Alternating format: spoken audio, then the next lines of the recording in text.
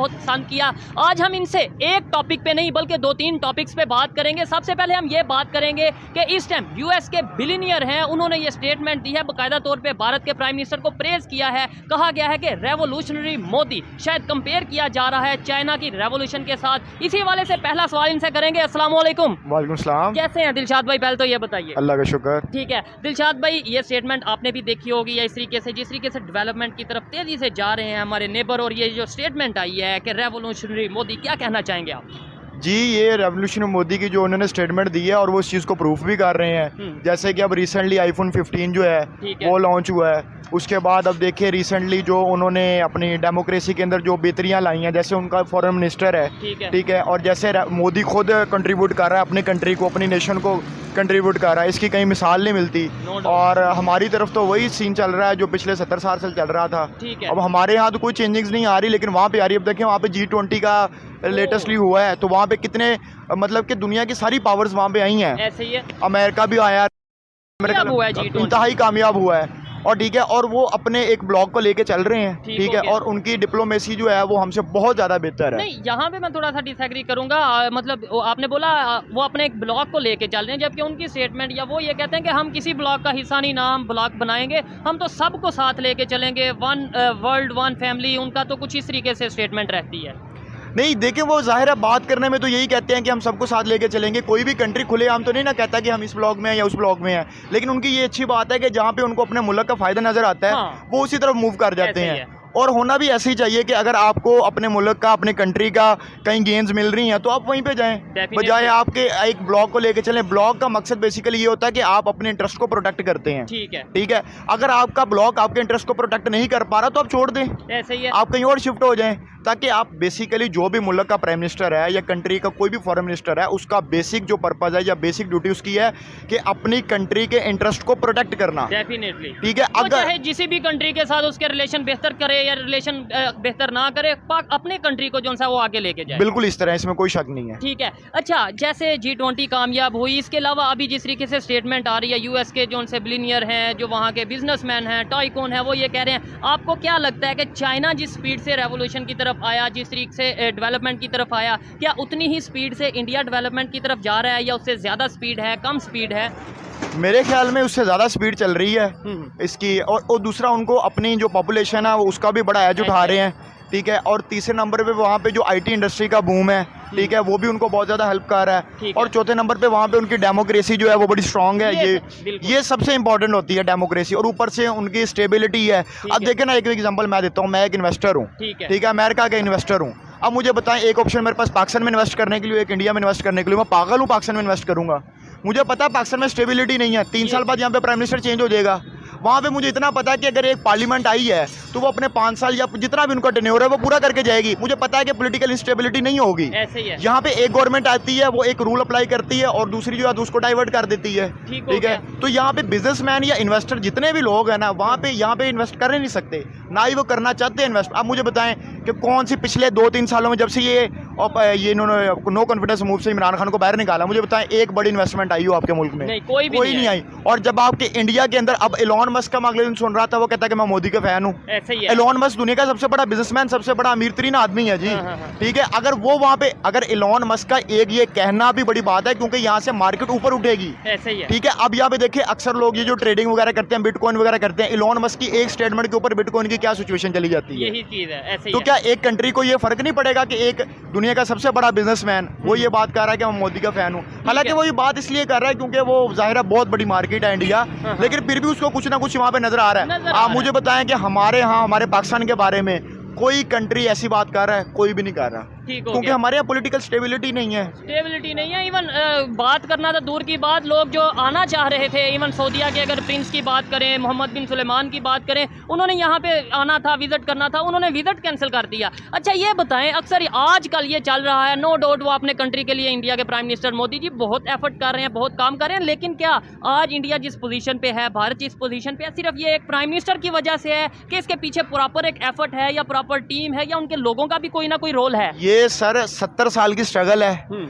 उनमें से 2-3 important factors जो हैं, एक तो उन्होंने अपना एजुकेशन सेक्टर इंप्रूव किया है, ठीक है, और उसका सबूत आपको मिलता भी है कि जितनी मल्टीनेशनल कंपनीज हैं वहाँ पे आपको इंडियंस मिलते हैं। ऐसे ही है। दूसरा, उन्होंने अपनी डेमोक्रेसी को लेके चले हैं, डेमोक्रेसी उनकी प्रिवेल की है और आज उनको उनके सम्राट मिल रहे हैं। बिल्कुल ऐसे ही ठीक है। तीसरे नंबर पे उन्होंने नेपोटिज्म जो है उसके ऊपर भी काबू पाया है। अब देखें उनका जो ये डॉक्टर जयशंकर गालिबन फॉरेन मिनिस्टर का नाम है, ठीक है, अब वो देखिए एक प्रॉपर एक प्रोसेस के थ्रू ऊपर आया है। ठीक है। अब हमारा जो फॉरेन मिनिस्टर कौन सा होता है, जो एक बिलावल साहब, एक मैट्रिक बंदा। अब देखें हमारे यहाँ मुल्क की ये बदकिस्मती, तो वो भी फॉरेन से आए हैं, बदकिस्मती हमारी ये है कि अब देखें मैं आपको मिसालें दे देता हूँ कि जो जरदारी है, आसिफ अली जरदारी, जो कि उसका वालिद है, उसकी ऑफिशियल एजुकेशन FA है। अच्छा, ऐसे ही है। अब मुझे बताएं, एक FA पास बंदा जो कि मुल्क का प्रेसिडेंट रहा है 5 साल कंट्री का, अब वो मुल्क को क्या सर्व करेगा, उसने क्या करना है या क्या नहीं करना। सैयद यूसुफ रजा गिलानी की तरफ देख लें। हमारे जितने भाई, इधर मैं एक बात देखने में भी मैं ये गलत पॉइंट हो मेरा, लेकिन मुझे ऐसा लगता है कि एजुकेशन नो डाउट मैटर करती है, एक्सपीरियंस नो डाउट मैटर करता है, लेकिन कहीं ना कहीं नीयत भी मैटर करती है। वरना अगर इंडिया के प्राइम मिनिस्टर जो इससे मौजूदा प्राइम मिनिस्टर है, उनके बारे में तो पाकिस्तान में नो डाउट उनकी क्वालिफिकेशन है, MA पॉलिटिक्स उनकी क्वालिफिकेशन बताई जाती है, जो हम देखते हैं आर्ट्स एंड पॉलिटिशियन, इस तरह की पॉलिटिक्स। लेकिन ये है कि कहा तो ये जाता था जी चाय वाला बन गया, चाय वाला बन गया, आज वही चाय वाला वो कहाँ चला गया, चांद वाला बन गया आज तो वो। तो फिर इसका मतलब है नीयत का भी कहीं ना कहीं अमल होता है। जी बिल्कुल, अगर वो चाय वाला था तो उसकी तो ये क्वालिटी है ना कि एक छोटे लेवल पे शुरू करके उसने अपने मुल्क को कहाँ पे कहाँ पहुँचा दिया है। ठीक है। और हम देख लें, हमारे पास अब देखें, हमारे पास एलीट क्लास थी। अब हमारी जो 3 मेजर पॉलिटिकल पार्टीज हैं, ये PTI होगी, पीपल्स पार्टी या नून लीग हो गई, इन तीनों के जो बच्चे हैं वो सारे फॉरेन से पढ़ के आए हैं। ऐसे ही है। ठीक है। अब मुझे बताएं, इन्होंने क्या चेंजिंग आके लेके आ गए हैं, उन्हें पता ही नहीं, ग्राउंड रियलिटी का पता ही नहीं है। फिर ग्राउंड रियलिटी का नहीं पता। अगले दिन वो एक हमारा मिनिस्टर था कि वो पता नहीं क्या बता रहा था, आलूओं का रेट वो दर्जनों में बता रहा था और दूसरी चीजें वो इस तरह बता रहा है। मतलब ग्राउंड रियलिटी का पता ही नहीं है यहाँ पे क्या हो रहा है। अब देखिए, हमारे यहाँ ये महंगाई का तूफान इतना बड़ा हुआ, अब क्राइम रेट जाहिर है इससे भी बढ़ेगा। ऐसा ही है। ठीक है। और क्राइम रेट बढ़ना शुरू हो भी चुका है। बिल्कुल ऐसे लोगों से बड़ी तादाद में यहाँ से बाहर भी जाना चाह रहे हैं। लोग तो मैं 10 से 12 लाख लोग, आई थिंक वहाँ गलत नहीं हूँ तो, यहाँ से पाकिस्तान से लोग बाहर जा चुके हैं। अभी सितंबर चल रहा है, अभी 3 मंथ पड़े हैं। आप मेरे से पूछ ले, मैंने भी ग्रेजुएशन करके बाहर ही जाना है। ठीक है। अब याद देखें ना, जब तक यहाँ पे डेमोक्रेसी प्रिवेल नहीं करेगी तब तक हम अपने आप को यहीं पे देखेंगे, बल्कि इससे नीचे जाएंगे। ठीक है। अगर हम बात करें, थोड़ा सा कंपैरिजन करें, वैसे तो नो डाउट इस टाइम कंपैरिजन नहीं बनता इंडिया पाकिस्तान का, नहीं बल्कि उनके पॉलिटिशियंस का और हमारे पॉलिटिशियंस का, उनके प्राइम मिनिस्टर्स का और हमारे प्राइम मिनिस्टर्स का। 2, 3, 4 सिर्फ प्राइम मिनिस्टर मोदी या प्राइम मिनिस्टर इमरान खान या शहबाज शरीफ नहीं, 2-3 पहले उनके अगर बात करें और हमारे जो 2-3 बात करें, क्या कहना चाहेंगे, क्या फ़र्क है? देखिए, प्राइम मिनिस्टर मोदी जो है ना, वो एक बड़ा डिप्लोमेट आदमी है और वो अपनी कौम के लिए बहुत अच्छा कर रहा है, इसमें कोई बुराई वाली बात नहीं है। हमारे जितने भी पॉलिटिशियंस आए हैं वो बड़ी एग्रेशन था, अग्रेसिव नेचर के मालिक थे। ठीक है। कर देंगे, वो कर देंगे, ऐसा होता कुछ भी नहीं है इनसे। ठीक है। ये मसला था। अब देखिए, उन्होंने इनका नेहरू देख लें आप। ठीक है। उसके बाद इंदिरा गांधी उनकी आई, मनमोहन सिंह आए। वो कितने पैसिव बंदे थे यार, मनमोहन सिंह तो, उसको तो मुझे लगता है कोई कुछ भी कहा जाए वो बड़े पैसिव होते थे। और यही अच्छा, अग्रेशन जो होता है ना, वो वार के लिए होता है। ठीक है। वार के अलावा आपने पैसिव नेचर में रहना होता है। ठीक हो गया। और दुनिया आज जितनी भी तरक्की कर रही है, डायलॉग के जरिए कर रही है। सही है। आज दुनिया जो आज 10,000 साल से ज्यादा इस दुनिया को हो गए, आज दुनिया इस मुकाम पे पहुंची है कि वार किसी भी मसले का हल नहीं है, डायलॉग है। ठीक है। और जितनी भी मॉडर्न या आप कहते हैं डेमोक्रेसीज, जो मैच्योर डेमोक्रेसीज हैं, वो सारी वार पे यकीन नहीं रखती, वो डायलॉग पे यकीन रखती हैं। ठीक है। तो हमें भी डायलॉग की तरफ जाना होगा। अग्रेशन हमें नहीं चाहिए भाई। अग्रेशन आपने दिखाना है, ये आप लोकल जलसों के अंदर दिखा लें। ऐसे ही है। हाँ, लोकल जलसों के अंदर दिखा लें, लेकिन मसला ये है, हमारी यहाँ पे फॉरेन पॉलिसी आज़ाद नहीं है। शायद हम जो अग्रेशन दिखाते हैं या जो अग्रेसिव मूड रखते हैं, वो भी शायद किसी के कहने पे हम अपना जज्बाती स्टेटमेंट दे देते हैं, या फिर अगर हम कहीं पे पोलाइट होते हैं तो वो भी किसी को खुश करने के लिए हो जाते हैं। एक दिन हम ये कहते हैं कि हम तो अपने नेबर के साथ बिल्कुल अच्छे रिलेशन चाहते हैं, हम तो भारत के साथ अच्छे रिलेशन चाहते हैं, उससे अगले दिन हम ये स्टेटमेंट देते हैं कि हमने ये जो एटॉमिक पावर है, एटम बम है हमारे, ये हमने ऐसे ही नहीं रखे, ये तो हमने भारत के लिए रखे। मतलब ये हमारी इस तरह की जो स्टेटमेंट में आए दिन चेंजिंग्स आती रहती है, इससे आपको नहीं लगता कि इमेज हमारा ख़राब होता है, मजाक हमारा बनता है? सर देखिए ना, इसके पीछे तो सीधा एस्टेब्लिशमेंट का हाथ है। मैंने आपको पहले भी बताया था कि एस्टेब्लिशमेंट कभी भी नहीं चाहेगी पाकिस्तान के एस्टेब्लिशमेंट कि पाकिस्तान और इंडिया के ताल्लुकात बेहतर हों। अच्छा। कभी भी नहीं चाहेगी। और जब तक ये एस्टेब्लिशमेंट का यहाँ पे सिक्का चल रहा है तब तक यहाँ पे आप सोच भी नहीं सकते कि यहाँ पे कोई पीस की बात होगी। और दूसरे नंबर पे अभी आप ये हिसाब लगा लें, अभी मैं गालबन कल या परसों ही पढ़ रहा था, अभी वो लीक हुई है कि जो इन्होंने IMF की ट्रेंच लेने के लिए बाइडन ने इनकी डील करवाई है। ठीक हो गया, ठीक है, सीक्रेट डील जो और ये मैं अपने पाकिस्तानी कौम को ये कहना चाहता हूँ कि भाई अब मेरे हाथ जुड़े हैं, देख लो कि तुम्हारे साथ हो क्या रहा है। अभी ये लीक हुई है, मैं सारे पाकिस्तानी जो पढ़े लिखे पाकिस्तानी हैं मैं उनको दावत दूंगा कि वो आप आर्टिकल्स पढ़ें। ठीक है, उनमें उन्होंने लिखा है कि जब इमरान खान ने रशिया का दौरा किया है, अब मैं आपको पाकिस्तानी कौम को ये भी बता दूं कि इमरान खान ने रशिया का दौरा क्यों किया है। मैं किसी पार्टी का सपोर्टर नहीं हूँ, हमें 30% जो है ना वो सस्ता मिल रहा था, वहां से तेल भी और गंदम भी सस्ती मिल रही थी। हमने रूस का दौरा किया। अब मुझे बताएं, एक प्राइम मिनिस्टर रूस का दौरा कर रहा है, हमारा आर्मी चीफ कौमी सलामती कमेटी के इजलास में कहते रूस को कंडेम कर रहा है। और भाई तुम्हारी मजाल कैसे है कि तुम कंडेम कर रहे हो? तुम्हारा प्राइम मिनिस्टर जो तुम्हारा बॉस है वो रूस के दौरे पे गया हो और तुम यहाँ पे बैठ के कंडेम कर रहे हो। इन्होंने यूक्रेन के साथ डील बनाई और बाइडन ने बनाई डील, और ये अब डॉक्यूमेंटेड प्रूफ आ चुका हुआ है। यूक्रेन और पाकिस्तान के साथ एक डील बनाई गई, और पाकिस्तान के साथ नहीं, इन पपिट पॉलिटिशियंस के साथ नहीं बनाई गई। ये मिलिट्री एस्टेब्लिशमेंट ने मिलकर एक डील बनाई है और उसको डील करवाने वाला बाइडन है। यहाँ से आर्म्ड जो था वेपन्स थे वो वहाँ पे भेजे गए हैं और उनको सपोर्ट किया गया ताकि रशिया को साइड पे रखा जाए। अब मुझे बताएं, इन सब में आज हमारा अगर वो डील हमारी कामयाब हो जाती, नो डाउट इमरान खान की जगह कोई और पॉलिटिशियन होता। आज पेट्रोल 313 रुपए होना था, 13 नहीं है सर, 332 रुपए है। अब मुझे बताएं, जो गरीब 1000 रुपए दिन का कमाता है वो बेचारा 332 रुपए का पेट्रोल कहाँ से डलवाएगा? अच्छा दिलशाद भाई, कहीं ये तो चक्कर नहीं था कि भाई प्राइम मिनिस्टर चले जाएं रशिया, वहाँ पे जाके उनकी फेवर कर दें, और दूसरे जो उनसे एस्टेब्लिशमेंट है या दूसरे अदारे हैं वो यूक्रेन की फेवर कर दें कि हम तो डिप्लोमेट बन जाए, दोनों साइड हमने रख ली? कोई ये तो चक्कर नहीं था? मतलब भाई डिप्लोमेट, आपको देखे ना, यूक्रेन में से और रशिया में से आपने रशिया के साथ चलना था, क्योंकि रशिया आपको सस्ता तेल भी दे रहा था और रशिया आपको सस्ता गंदम भी दे रहा था। फायदा पाकिस्तान का इसमें हो रहा था, पाकिस्तान के। ठीक है, अब इंडिया को देख लें, इंडिया हर तरफ डिप्लोमेसी करता है और इंडिया हर तरफ बना के रखता है हर किसी के साथ, और ये बहुत अच्छी बात है। उन्होंने तो दोनों तरफ रखे भी हैं रिलेशन, और उन्होंने ओपनली रखे हैं। उन्होंने ये भी कहा है, इवन रशिया को ये कहा है कि भाई वार का दौर नहीं है। ये प्रॉपर ये स्टेटमेंट है, इस तरीके से आप देख सकते हैं कि उनके प्राइम मिनिस्टर ने रशिया के को ये बोला कि भाई ये वार का दौर नहीं है, ये तो डिप्लोमेसी का है, आगे बढ़ने का दौर है। और इवन यूक्रेन को भी उन्होंने जो इस तरीके से उनके साथ मुलाकात और ये चीज़ें हुई हैं। क्या कहना चाहेंगे, हम उस पोजीशन पे नहीं है कि हम इस तरीके से कोई स्टेटमेंट दे सकें, या फिर हमारी स्टेटमेंट की वैल्यू ही नहीं है? स्टेटमेंट की वैल्यू की बात नहीं है, हम एक एटॉमिक पावर है। ठीक है, दुनिया की 7वीं बड़ी एटॉमिक पावर है, ऐसे ही है हमारी है। ठीक है, लेकिन मसला ये है कि अब मुझे देखें, जब एक डील रशिया के प्राइम मिनिस्टर और इमरान खान के दरमियान, पाकिस्तान के प्राइम मिनिस्टर के दरमियान एक डील चल रही थी, मुझे ये बताएं कि मिलिट्री एस्टेब्लिशमेंट को यहाँ पे घुसने की जरूरत क्या थी? मुझे बताएं, आज जर्नैलों के बच्चे 331 रुपए का पेट्रोल डलवा रहे हैं, या एक गरीब का बच्चा पेट्रोल डलवा रहा है?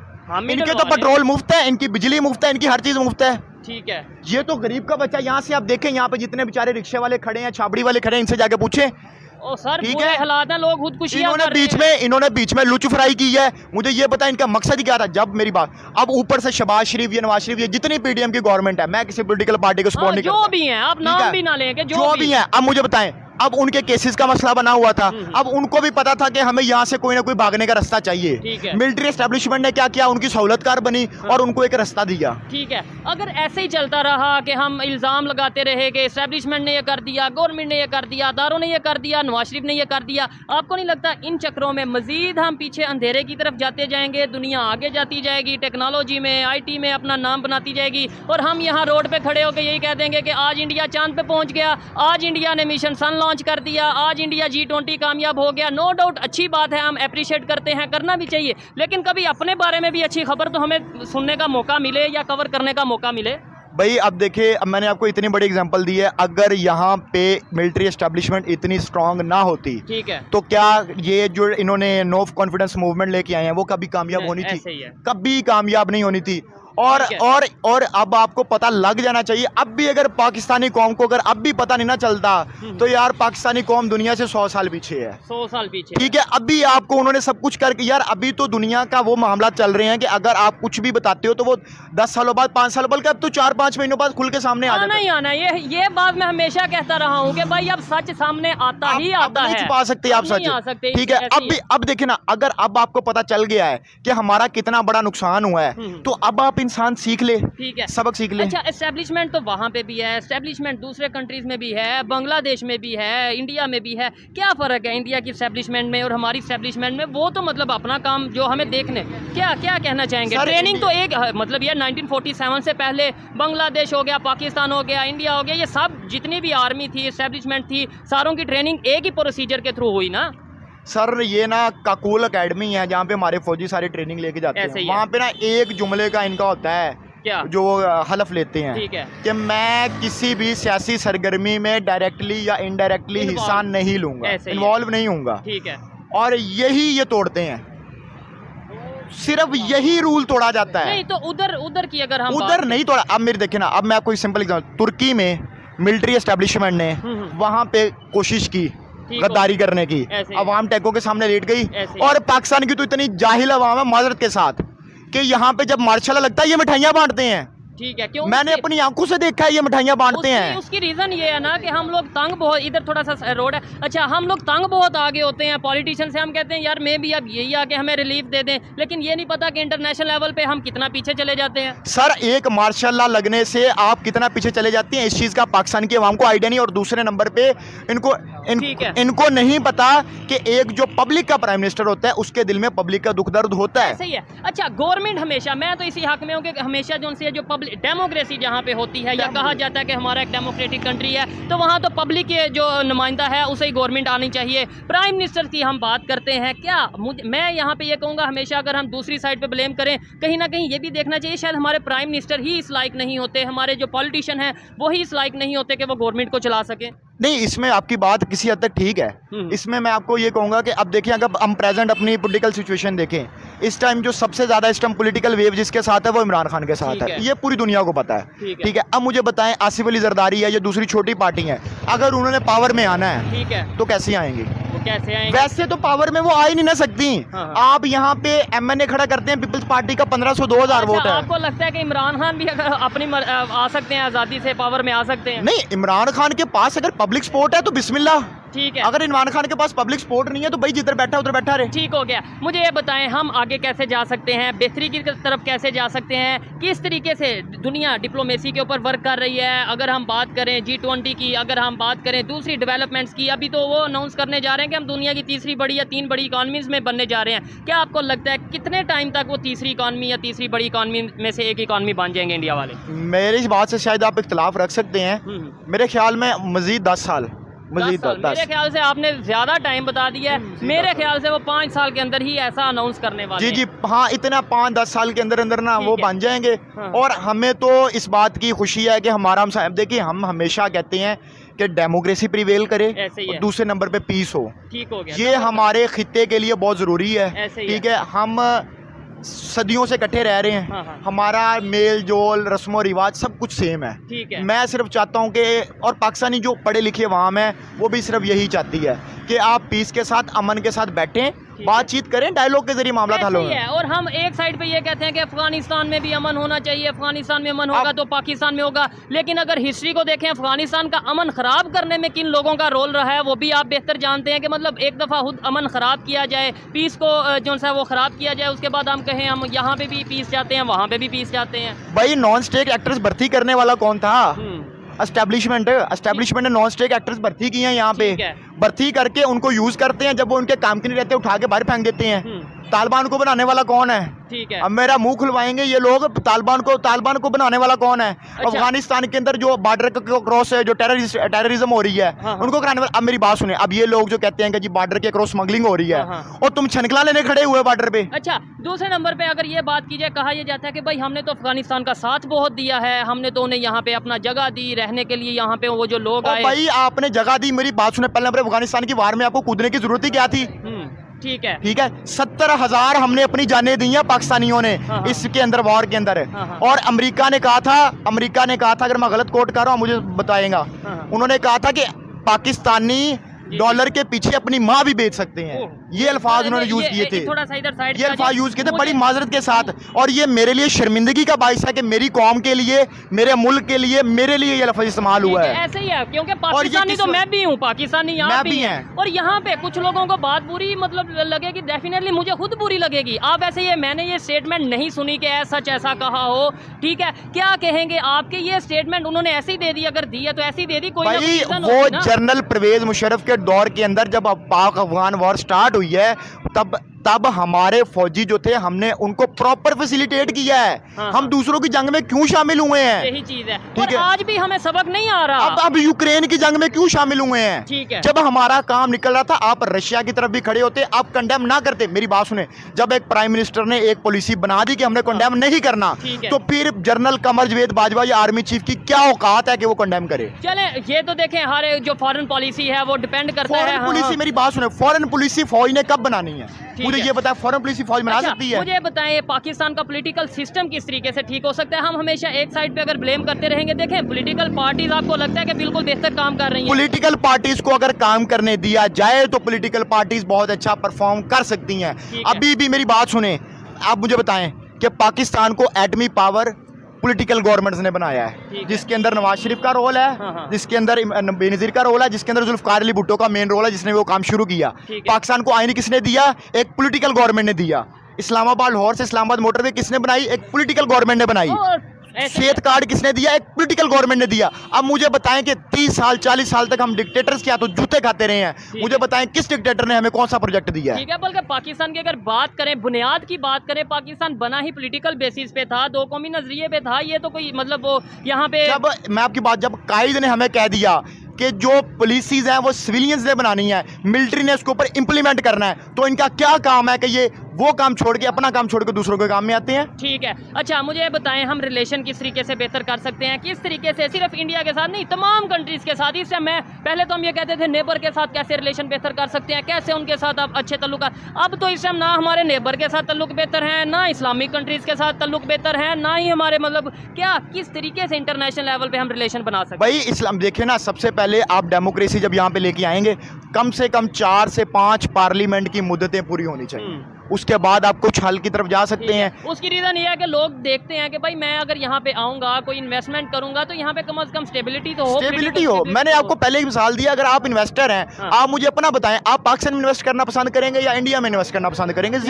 सिंपल बात है, पॉलिटिकल स्टेबिलिटी जिधर होगी आप वहाँ पे इन्वेस्ट करोगे, और वहाँ पे उनकी तरक्की का सिर्फ एक ही राज है। मैं हमेशा कहता हूँ कि आप यहाँ पे जमहूरी इक़्तिदार को इतना मजबूत बना दो, इतना मजबूत बना दो कि कोई डिक्टेटर जमहूरियत तोड़ने से पहले 1000 दफा सोचे कि मैं इस कौम ने मुझे कभी माफ नहीं करना। यूथ का क्या रोल है, मैं हूँ आप हैं यहाँ पे, आजकल की यूथ जो है वो सोशल मीडिया की बरकत से, ठीक है, और पढ़ाई की बरकत से, एजुकेशन की बरकत से वो काफ़ी बेहतर हो रही है, वरना हमारे जो बुजुर्ग थे उनको तो कुछ पता नहीं था, जो सीधी बात है। बेशक लगता है कि अब सोशल मीडिया के थ्रू हमें इंटरनेशनल लेवल पे जो चीज़ें हो रही हैं, जो डेवलपमेंट हो रही हैं, जो इसके जिस तरीके से लोग तरक्की की तरफ जा रहे हैं, हमें आइडिया हो रहा है कि आज भी हम वही जज्बाती अपना एक माइंडसेट रखते हैं। भाई जज्बाती माइंडसेट है, देखे ना, इसमें हमारे उलमा कराम का भी किरदार गलत रहा है, उन्होंने भी ये जज्बाती एक डॉक्ट्राइन सुंघाई है हमें, ठीक है, ये बात भी गलत रही है। अच्छा, और दूसरा मसला कश्मीर, मसला कश्मीर देखे ना, अब मसला कश्मीर को बेहतर तरीके से तो ये हल करना चाहिए ना, वहाँ पे एक वोटिंग सिस्टम हो, ठीक है, वहाँ पे मैंडेट लिया जाए, जहाँ पे वो मैंडेट हो वहाँ पे वो चला जाए। और मैं आपको सच्ची बात बताऊँ, 2-3 कश्मीरी से मेरी खुद बात हुई है, ठीक है, और ये मैं प्रूफ करने के लिए भी तैयार हूँ, वो पाकिस्तान के साथ आना नहीं चाहते। उसकी रीजन क्या समझते हैं, महंगाई? आप मुझे ये बताएं कि आज़ाद कश्मीर है और एक तरफ दूसरा कश्मीर है, आप खुद तरक्की का ले हासिल कर रहे हैं, हमने आज़ाद कश्मीर को क्या दिया? ऐसे ये हम बात करेंगे तो कहा जाएगा, लेकिन ये तो अब इंटरनेशनल लेवल पे हर चीज बात हो रही है, वो हमारे साथ आना ही नहीं चाह रहे। या तो वो कहते हैं, कई कश्मीरी जो है वो कहते हैं कि हमें अलग स्टेट दी जाए, कई चाहते हैं वो, हाँ, और कई लोग कहते हैं कि हमने इंडिया के साथ जाना है। गिलगित बल्तिस्तान में पिछले दिनों प्रोटेस्ट हुआ है, उन्होंने क्या कारगिल का रास्ता खोल दो, उन्होंने ये बकायदा बैनर लगाए हैं, ये चीजें की हैं। बिल्कुल ऐसे ही हुआ है, ठीक हो गया, ऐसे ही है जी, बिल्कुल। और भी बहुत सी ऐसी चीजें हैं, हम यहाँ पे कोशिश करेंगे कि नेक्स्ट एपिसोड में, मतलब कुछ दिन में, हम दोबारा दिलशाद भाई से बात करें, गुफ्तगू करें, और इन चीज़ों को जो साहब काफ़ी अच्छा लगा इनसे बात करके। कुछ पॉइंट से मैं एग्री करता हूँ, कुछ से डिसएग्री करता हूँ, लेकिन ओपिनियन देना उनका राइट है जो कि उन्होंने